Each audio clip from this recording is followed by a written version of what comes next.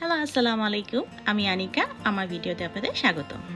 আজকে দেখাবো ইয়ামাগাতা কেনের একটি হিডেন জিমের ব্যাপারে, যেটা সাকাতাতে অবস্থিত। এটা একটি এমারেল্ড গ্রিন পুকুর। এখানে যে পানির প্রবাহ একটি ড্রেনের মতো দেখতে পাচ্ছেন, এটা একটি ড্রেন না, এটি একটি পরিষ্কার পানি, যেটা প্রমাণ হচ্ছে এখানকার এই শৈবালগুলা। জাপানিজরা মনে করে এই শৈবালগুলা পানিগুলোকে ফিল্টার করে। সম্ভবত এই পানি দিয়ে চাষাবাদ করা হয়। এই যে চাষাবাদের জমিগুলো, ওই যে ওখানে যে ব্রিজ, এই ব্রিজটা ক্রস করে আমাদের ওখানে যেতে হবে, আমাদের সে এমারেল্ড গ্রিন পুকুরটাকে দেখার জন্য। তবে এই পানিগুলো অনেক ঠান্ডা ছিল, এত ঠান্ডা এই গরমের মধ্যে মনে হচ্ছিল যে পা দুটো ভিজিয়ে রেখে দিই।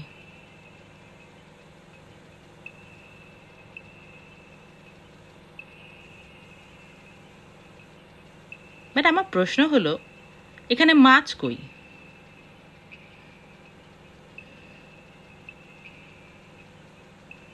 এখানে এই চাচি ওখানে যাচ্ছে, ওখানে কি আছে আমরা যাইনি, বলতেও পারছি না।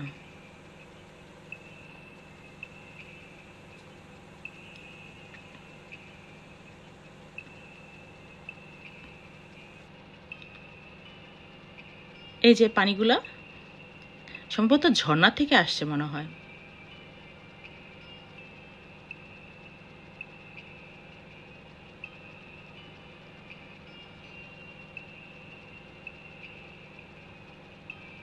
চলুন তাহলে ভিতরে যাওয়া যাক। সে এমারেল্ড গ্রিন পুকুরটা দেখতে হলে আমার একটু ভিতরে যেতে হবে।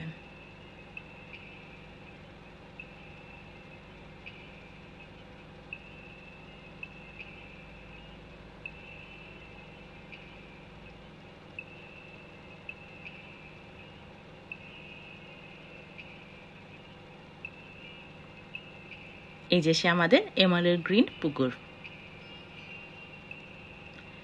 রং দেখে বোঝা যাচ্ছে কত বছর লেগেছে এই রং হতে। এটা এত পরিষ্কার ছিল, এর তলদেশে সবই দেখা যাচ্ছিল।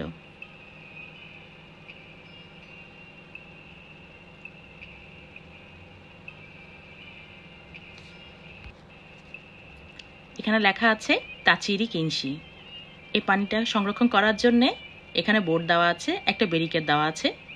নির্দিষ্ট দূরত্বতে এখানে ছবি তুলতে হবে বা ভিডিও করতে হবে।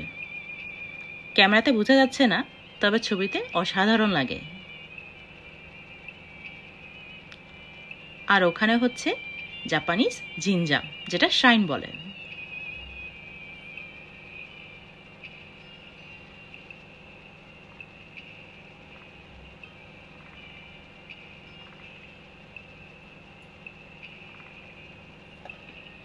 সুন্দর না?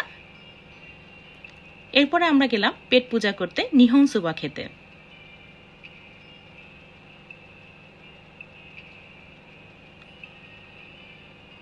আমাদের এখানে অনেকক্ষণ ওয়েট করতে হয়েছিল।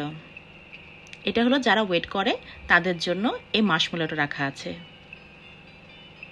তার মানে এখানে কোনো টাকা লাগবে না, আপনি যত ইচ্ছে খেতে পারেন। এই নিহন সোবাতা এত ব্যস্ত থাকে, জনপ্রতি এরা প্রতিদিন 30 জন করে নেয়, এর বেশি এরা নিবে না।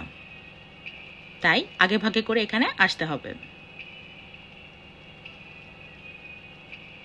আমি টিভিতে দেখেছিলাম মাশমেলো এভাবে করে গ্রিল করে, একটা কাঠিতে ঢুকিয়ে এভাবে গ্রিল করে খায়।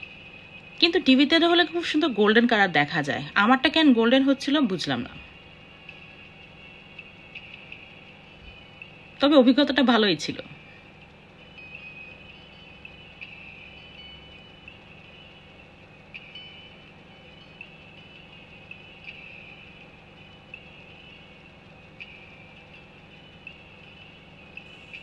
এই যে আমাদের নিহন সোবা, আর সাথে হয়েছে টেম্পুরা।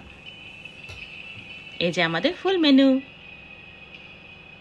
খাওয়া দাওয়া শেষ করে এই মাছগুলোর সাথে কিছুক্ষণ দুষ্টুমি করলাম।